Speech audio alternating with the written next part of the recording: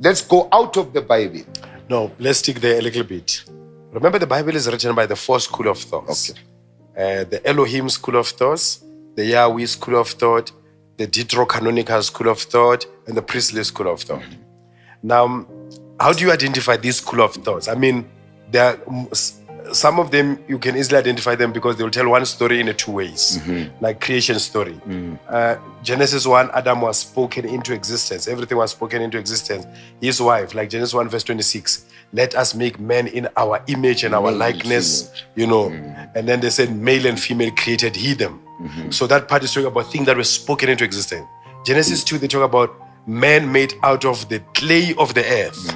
And then from his rib, a woman was made. Another story. Because it's two schools of thoughts defining this. Now, the first school of thought is the Elohim school of thought.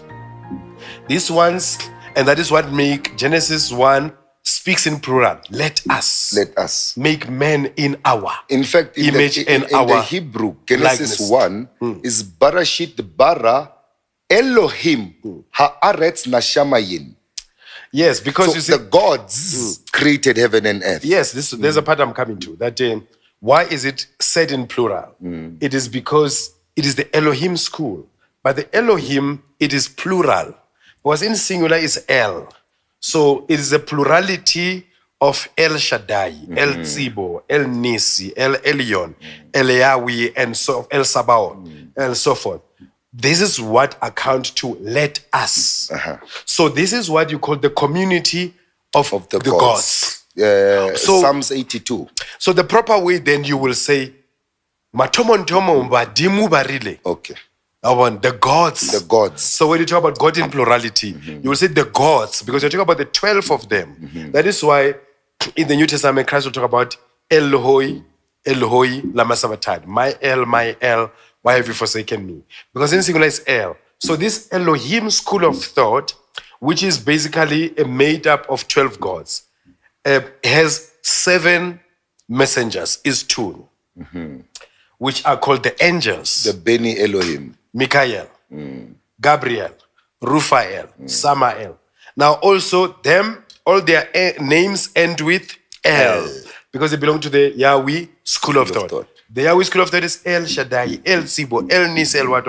And the angels, Michael, Gabriel, Raphael, and then their prophets also end with El, Daniel, Ezekiel. So this is the Elohim school. of thought. Now the Yahweh school will end with Yah. And then they say God is Yah. And it is why it's introduced when they introduce Yahweh or Jehovah or Jah. So will be Yahshua, Isaiah, Micah. You see it's Ayah in the end. It's another school of thought. Jeremiah. And then you have the Deuterocanonical school of thought. Is these ones who always say, the law of Moses said. Moses said if we find someone, they quote Moses all the time, the law of Moses. And that is why some theologian will tell you that of all the books of the Old Testament, the only book or the oldest book of the Old Testament is not Genesis, it's the book of Job. Because the book of Job is the only one who doesn't quote Moses, who doesn't make Moses as a frame of reference or a reference point, because he existed before Moses. But all these ones who existed after Moses, they make Moses as their reference. So that is the Deuterocanonical, which is basically in Swahili they say kumbukumbu la Torati, the remembrance of the Torah, the remembrance of the law. Then you have the other one, the priestly school, the Melchizedek, the Aaron, the Zadok, the Zedek, the priest of David, Solomon, father of John the Baptist. So these are the 4 schools compacted together, and they are responsible for the contradiction. Even the New Testament begin with the 4 schools that are contradicting themselves. They call themselves the Synoptic Gospels. Matthew, Mark, Luke, and John. It's 4 schools of thought. The 4 perspectives of Christ. Exactly. Why the 4 schools? Because these people are obsessed with the 4 cardinal points, north, south, east, and west. The cross. Understand? So if you go to the extra biblical books like that goes into Melchizedek, they'll tell that Melchizedek, or the Trinitarian, who are trying to prove that there was Christianity even in the Old Testament, they'll tell that Melchizedek took the bones of Adam, the Book of the Bee and the Cave of Treasures. Yes, the Metzafe Kufale and so forth.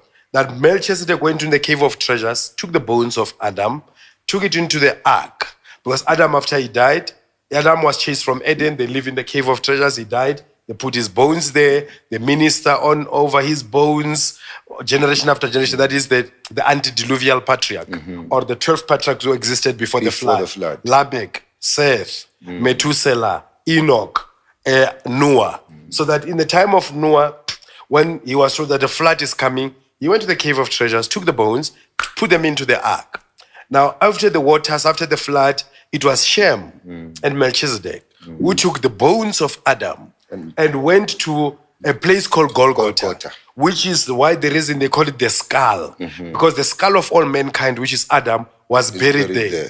So they said, when he reached there, he struck the earth. And it split in a form of a cross. Then he deposited the bone. That is why also the cross of Christ was planted there. He was crucified there. His blood went down to redeem Adam or baptize Adam. But this is now Christology. Christology. Yes. Christian mythology. Christian mythology. Because at the end of the day, it's still a myth. It's not real. It's not, no. In fact, I was in Israel a few years ago, and I visited the place called Golgotha. And when I asked the historians there, the best answer they could give me was, it's the Roman Catholics, it's the Roman Catholic Church who said this mountain, this happened, but the Romans were never in Israel. So if it's not here, it's somewhere. Now, if it's not here, it's somewhere. There is a problem there. It does not exist. You see, even a professor of Tel Aviv University in Israel, they tell you that these things, they were mythologies, they never existed. They never existed. Yeah. In closing, we'd like to take a short break, and we'll come back with another part. Now, maybe talk about a little bit more about the origins of Rastafari, where they come from, the history of Rasta, and how relevant is Rastafari in Africa and other African traditions. Do they work together? Do they contradict each other?